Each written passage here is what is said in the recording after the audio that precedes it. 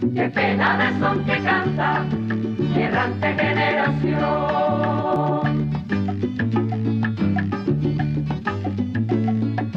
Armados más de esperanza que de metralla. Muy buenas tardes, estimados televidentes, y bienvenidos a un nuevo espacio de Cuba y su historia. Hoy nos acompaña alguien que ustedes conocen perfectamente. Me refiero a Julio M. Schilling. Julio Schilling es politólogo, es historiador y es escritor. Y es un hombre muy comprometido con la libertad global, aunque él es cubano y le preocupa mucho la realidad de Cuba. También es director de Patria de Martí. Brevemente, dinos qué es Patria de Martí antes de entrar en tema. Cómo no, con mucho gusto, y te agradezco, Albertini, esta invitación. Siempre es un placer estar. Es un placer que tú estés, Julio. Hablar con personas inteligentes siempre es agradable. Muchas gracias, y tu programa realmente tiene una gran audiencia y tiene un propósito que aplaudo, y te felicito por estarlo llevando también por tantos años. Patria de Martí es una publicación digital y foro político que lleva desde el 2006. Y el propósito es, en efecto, combatir el analfabetismo político que dictaduras buscan promover. En otras palabras, las dictaduras, particularmente dictaduras como la cubana, necesitan dos cosas: un embrutecimiento de conceptos políticos de parte de las sociedades libres y la amnesia, que las personas olviden lo que ha ocurrido. Entonces, Patria de Martí pues tiene el compromiso de precisamente promover una cultura de libertad. En otras palabras, promover una concienciación política, porque la democracia requiere una ética y requiere conocimientos, y no dejarse arrebatar los conceptos y el lenguaje que el despotismo, y de nuevo Cuba comunista es un caso ejemplar, paradigmático de un régimen que intenta, desde el momento en que llegó al poder, de estar tergiversando la realidad, la historia y los hechos. Entonces nuestro propósito es precisamente combatir eso para defender la democracia. Patria de Martí es una publicación cibernética, está en la internet. Correcto. Y ahí la pueden encontrar los que estén interesados. Cómo no, www.patriademarti.com. No, y yo que la he chequeado, que yo la chequeo mucho, sé que solamente con poner Patria de Martí te sale ya la publicación. Así es. También, así que todo el interesado de compartir los conceptos y las ideas, no solo de Julio M. Schilling, sino de otros colaboradores de Patria de Martí, pueden acceder ahí. Antes de entrar en tema, quiero que hagas un anuncio que nos tienes. Correcto. En la semana que viene, el 18 de febrero, nosotros llevamos a cabo mensualmente simposios, o sea, un ciclo de conferencias precisamente para promover una cultura de libertad. Y esta semana entrante, el jueves 18 de febrero, vamos a celebrar un simposio donde se va a conmemorar el 20º aniversario del derribo de los aviones de los hermanos al rescate. El evento se va a llevar a cabo en la biblioteca pública de Westdale Regional, que está en Coral Way y la 94 Avenida. Van a estar los familiares de los 4 patriotas cubanos que fueron asesinados por la dictadura castrocomunista. Va a estar Yanicet Rivero, miembro del Directorio Democrático Cubano. Yo tendré el privilegio de ser moderador, y la idea es conmemorar y recordar a estos patriotas cubanos y recordarles al mundo que los crímenes del castrocomunismo no van a permanecer impunes, y esto es un crimen que tiene nombre y apellido. Y en una Cuba libre, si queremos un Estado de derecho, como queremos, pues la impunidad no se puede tolerar.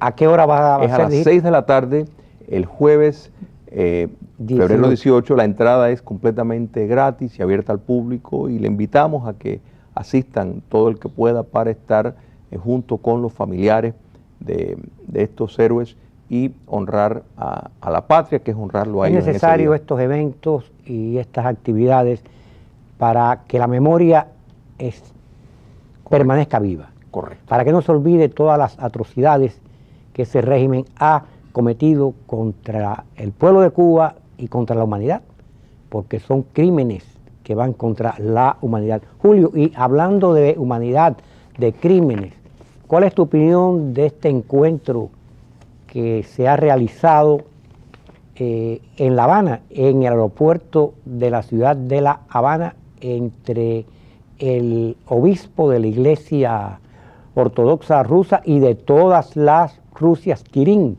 y el Papa Romano Francisco. Esto, pues, introducido el Papa Francisco, recibido, introducido por Raúl Castro. ¿Por qué esto en Cuba? ¿Por qué esta significación que se dé en Cuba y darle esta preponderancia a Raúl Castro, que todos sabemos que encabeza esa tiranía que todos conocemos? ¿Qué tú ves en esto? ¿Qué hay aquí de político, de religioso? No sé. Quisiera tu opinión antes de pasar a otros temas. Es un evento muy lamentable. Muy lamentable porque esto no tiene que ver nada con la religión y no tiene nada que ver mucho menos con Dios. Todo lo contrario, conspira contra los principios de Dios, de Jesucristo, porque en el 2015 han habido más de 2.300 violaciones grosas a actos, expresiones de libertad de culto. La dictadura cubana está arrasando templos, está arrestando a creyentes, porque iglesias que rechazan caer bajo su influencia son aplastadas. Y es muy lamentable que en un país que está entre el 6% de los peores violadores de los derechos humanos del mundo, y esto lo dicen, y después podemos entrar en eso, una serie de instituciones que se dedican a monitorear y establecer índices de libertad. Cuba está entre el 6% peor del mundo. ¿Cómo es posible?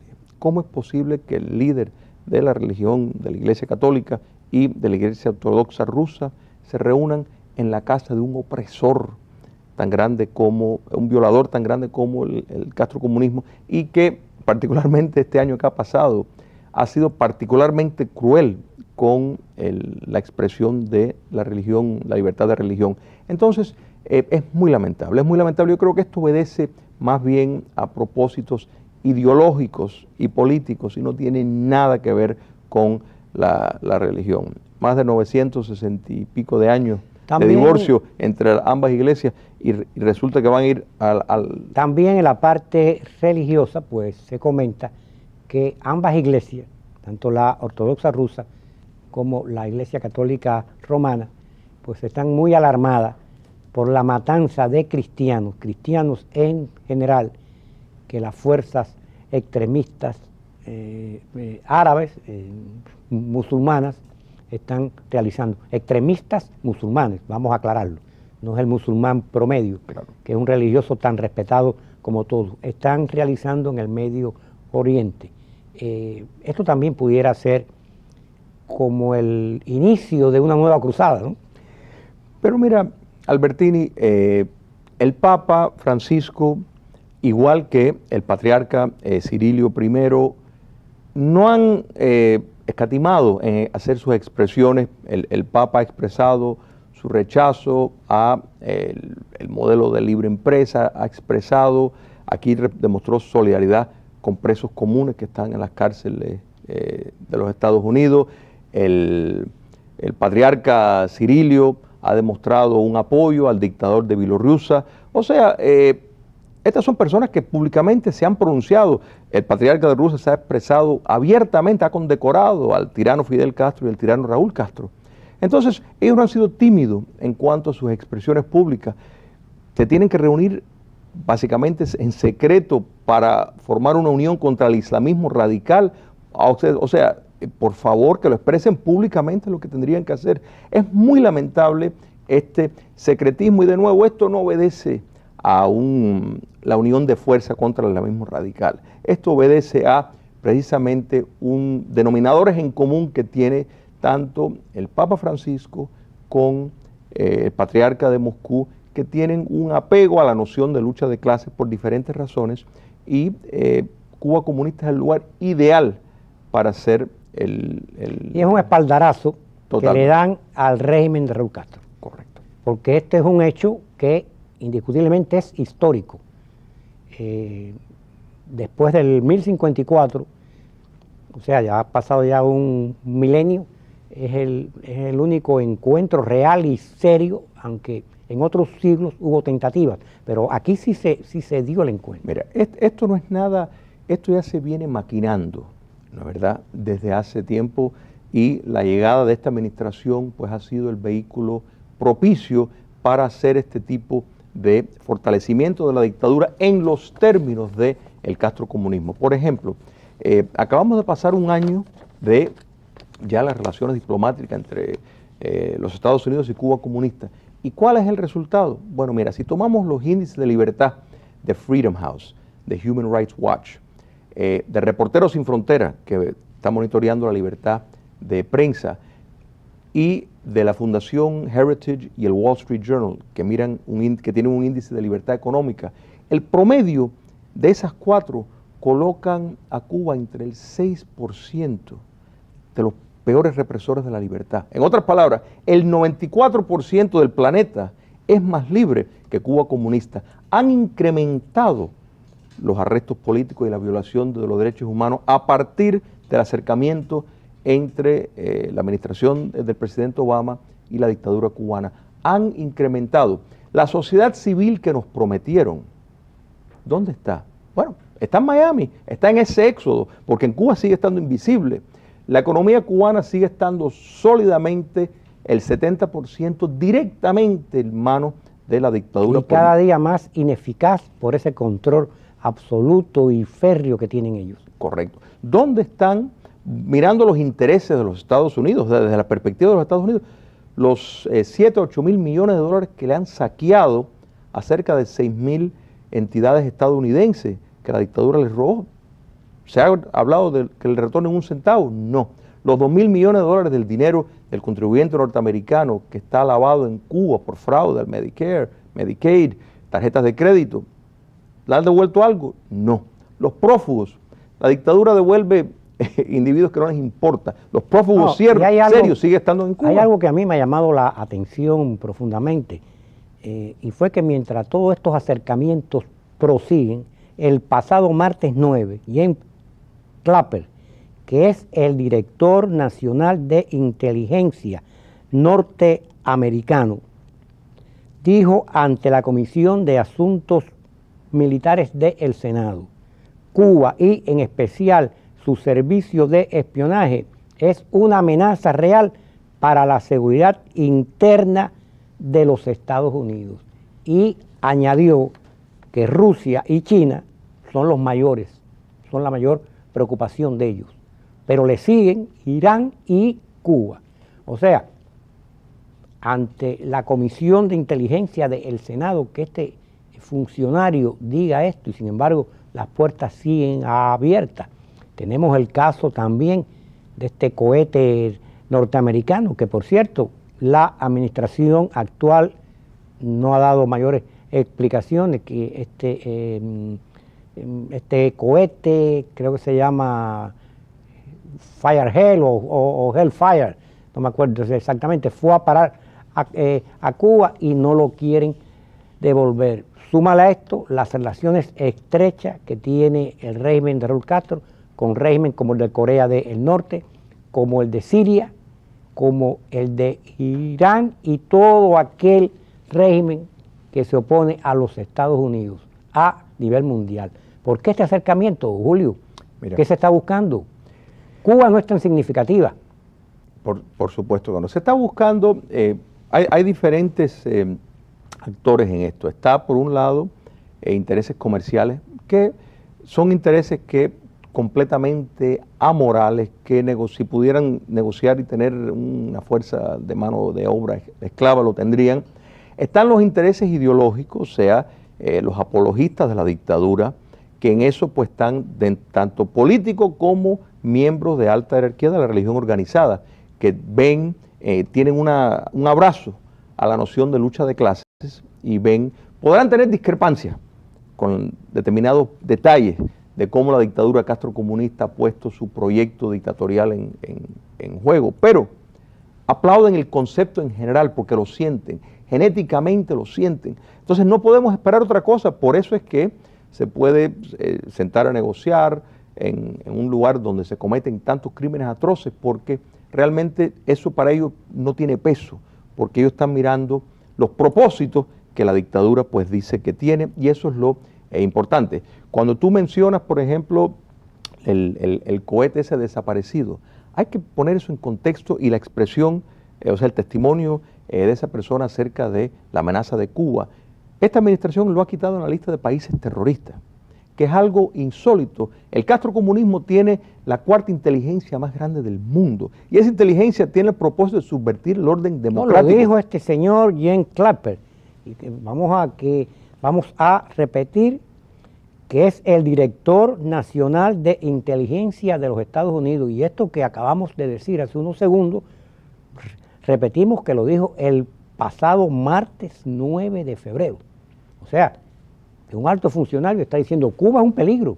Correcto. Y la Cuba de los Castro. Y ahora se le ha facilitado enormemente teniendo una embajada donde se convertirá en un gran nido de espías para precisamente subvertir el orden norteamericano. Ese cohete que fue enviado a Cuba, es una vergüenza que mientras esta administración ha estado negociando, es un chiste decir negociando, que ha estado concesionando con la dictadura castrocomunista, no le han devuelto ese cohete que se han robado. Lo han robado para precisamente estudiar su tecnología y facilitarlo a otros estados delincuentes. Cuando miramos lo que ha ocurrido en Colombia y Panamá con los armamentos de Corea del Norte, más de 500 toneladas escondidos entre, por un lado, diciendo que era azúcar y por otro lado cereales. Es una vergüenza que esta administración tolere la actitud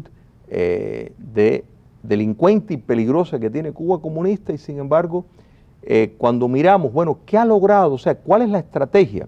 Nos damos cuenta que en términos de democracia absolutamente no hay nada. En términos de libertades fundamentales no hay absolutamente nada. No es el enfoque de esta administración, y pues naturalmente la dictadura cubana pues está sacando, lo está explotando. Estamos viendo espías connotados de la dictadura ser los representantes en las mesas de negociaciones, Albertini. Entonces, y este país que sabe, porque lo expulsaron a muchos de ellos por ser espías, tienen ese conocimiento y se han sentado como si fueran personas civilizadas. Eso conspira contra la democracia. Y este presidente le deja un gran trabajo al próximo que vendrá, que quiera Dios que sea un presidente que tenga una concienciación correcta, que tenga una brújula moral acerca de los peligros que enfrenta teniendo a un vecino tan subvertor como el castrocomunismo, y las grandes amenazas que menciona China, Rusia e Irán.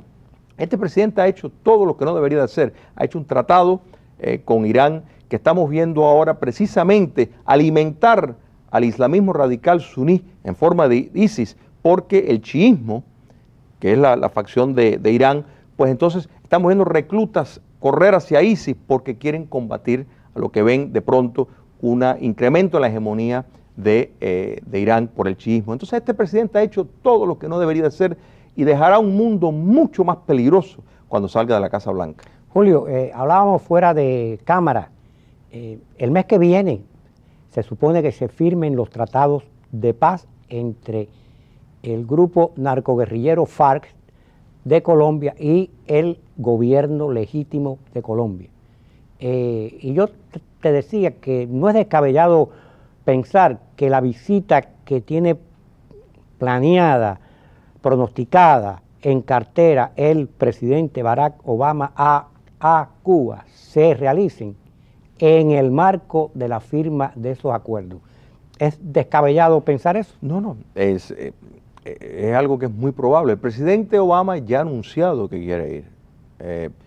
La dictadura cubana la ha hecho claro, que vaya, pero que no cometa imprudencias como hablar de los crímenes de lesa humanidad que cometen en Cuba. Eso no se lo van a permitir. Y el presidente Obama va a obedecer, va a usar la misma diplomacia que ha usado el Papa Francisco, que usa el patriarca ruso Cirilio. Esa misma, no van a querer cometer la imprudencia de señalar los crímenes que se están cometiendo. Entonces, el acuerdo de la FARC, pues precisamente esto es parte del hijo, es un hijo del presidente Obama, que lamentablemente el presidente Santos en efecto le ha facilitado una vía a las FARC para salir totalmente impune de los crímenes de guerra que han cometido y tener un acceso por la vía electoral y al poder atesorando político. todo el dinero mal habido que han acumulado durante tantas décadas de guerra civil despiadada que ha imperado en Colombia, porque realmente ha sido una guerra civil. Correcto. Mira,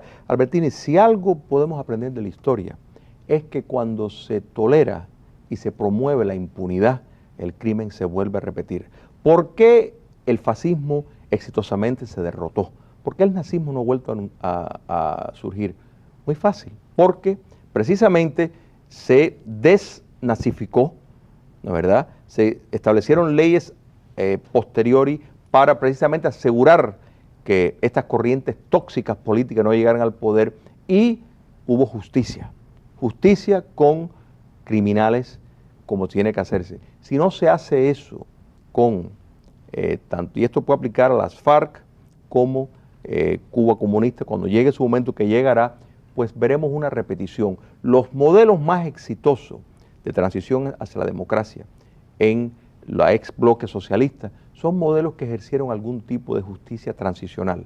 Si no se hace eso en Cuba, y por lo visto con la FARC no se va a hacer... Lo vimos en Nicaragua, que no hubo ningún tipo de justicia, y hoy por hoy los Ortegas están enquistados en el poder con lo peor del somocismo y lo peor de las izquierdas festivas estas que han creado tanto daño en el continente. Correcto. Es un despotismo electivo donde llegan al poder por la vía democrática y una vez que están en el poder están con el simulacro de una democracia. Julio, hemos hablado, y quedan pocos minutos, hemos hablado de Cuba dentro del contexto mundial. Pero ahora quiero que me hables de Cuba. ¿Qué nos queda y qué podemos hacer los cubanos como nación, como persona, como clan? ¿Qué podemos hacer nosotros frente a todas estas cuestiones? Seguir la lucha, porque seguimos en lucha, seguimos en la misma guerra que se inició el 1 de enero, o sea, la dictadura sigue estando ahí y hay que recordar que el 90% de los armamentos que financió la Revolución Norteamericana fue pagada por Francia. De manera de que la noción de que los factores internacionales no tienen nada que ver, probablemente los Estados Unidos no sería un país independiente si Francia no lo hubiera costeado el 90% y España. Porque España también fue fundamental en eso. Correcto. Entonces, por eso es que tenemos que seguir insistiendo en buscar alianzas, en poner presiones, en negarle a la dictadura cubana los recursos que necesita para mantener el poder, que lo hace por el terror. ¿Cómo ves tú, cómo percibes la posición interna de Cuba? Esa legítima oposición que sale a las calles, Dama de Blanco, UNPACO, esos que protestan en las calles. ¿Cómo ves tú el presente y el futuro de esa oposición frente a toda esta vorágine de contubernio que hay con el régimen de Raúl Castro? La oposición es valiente, es patriótica y ha sido traicionada por la administración actual. Y yo creo que ya con un cambio en la Casa Blanca hay que volver a la carga para precisamente promover una concienciación dentro de la democracia para que hagan algo para defender el modelo del cual ellos defienden. Pero también yo te enfatizo la oposición como tal, partiendo de que estamos solos y que vamos a estar solos. ¿Qué se puede hacer frente a todo esto? Mira, a mi juicio, la libertad a Cuba va a llegar por un factor de coyuntura. En otras palabras, va a ser muchos factores. Y la oposición es uno de ellos. Yo creo que hay que seguirlos apoyando, hay que seguirlos aplaudiendo y hay que insistir en que se le dé los recursos necesarios y el apoyo necesario. En Europa Oriental se dio enormes recursos y no solo recursos de dinero, sino recursos de Estado y de agencia. El Vaticano participó activamente bajo el liderazgo de el Papa Juan Pablo II precisamente en su Polonia nativa. Bueno, si ese es el caso, si ese fue el caso, y lo es, y estamos hablando de una participación activa en promover un cambio de régimen, no un cambio de gobierno, un cambio de régimen, pues entonces, ¿por qué no se va a hacer ahora? Sería, dadas las circunstancias actuales, no estamos hablando del imprevisto, todo parece indicar que para que la democracia llegue a Cuba, la oposición tendrá que pactar con los herederos del castrismo. ¿Tiene factibilidad eso? Lo de pactar, o sea, hay que entender, yo creo que sacando lo más importante yo creo que tu pregunta, si tendremos que contar con algunos elementos dentro del régimen actuales, por supuesto, yo estoy hablando seguro de una Mariela Castro, de un Miguel Díaz-Canel, estoy hablando de esa gente. Yo creo que dentro de la estructura de la dictadura sí hay individuos que en su momento estarían dispuestos a romper, en otras palabras, los Boris Yeltsin dentro del castrismo sí creo que existen. No creo que Mariela Castro o Díaz-Canel sean los más indicados, porque... Pero yo te lo digo no como rompimiento, sino como aceptarlo, como se aceptó a el orteguismo en Nicaragua. La dictadura cubana está sin duda preparando una oposición leal, eso está claro.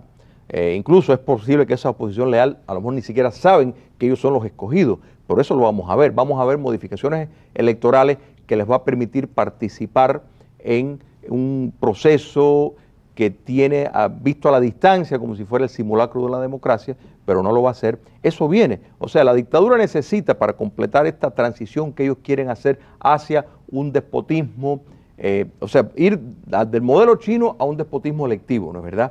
Para poder hacer eso necesitan una oposición leal y sin duda la van a fabricar y ya llevan tiempo estando en eso, pero eso a mi juicio no es realmente una oposición.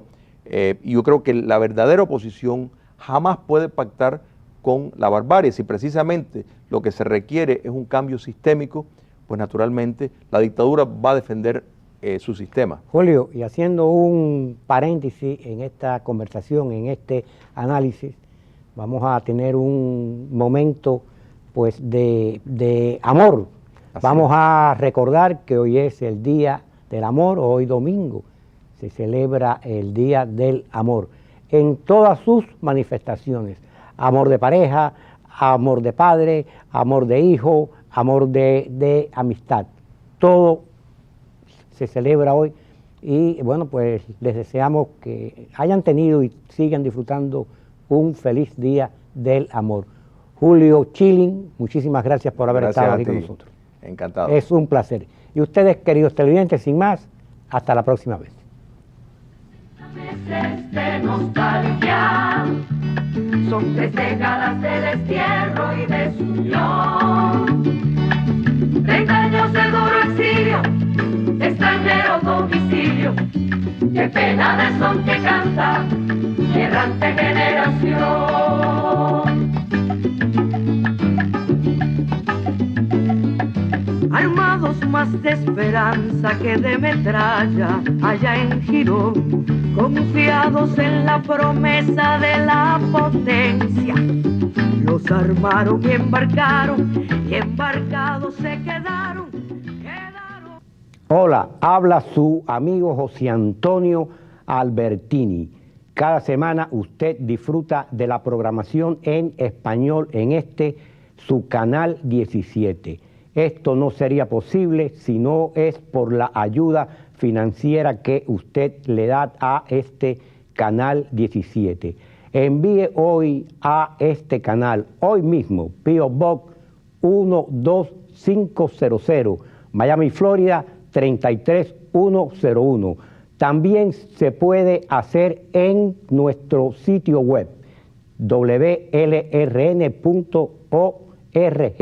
Muchas gracias por su cooperación. Yo no puedo donar mucho. ¿Qué diferencia hiciera mi donación? Mi donación nada más sería una gota en un cubo. No creo que ellos necesiten mi pequeña contribución. No es mucho, pero es lo que puedo donar. Yo puedo dar un poquito. Yo puedo dar un poquito. Yo puedo dar un poquito. A lo mejor pueda ayudar. A lo mejor puedo ayudar. A lo mejor puede ayudar. Si va a ayudar, mira lo que un par de gotas hace.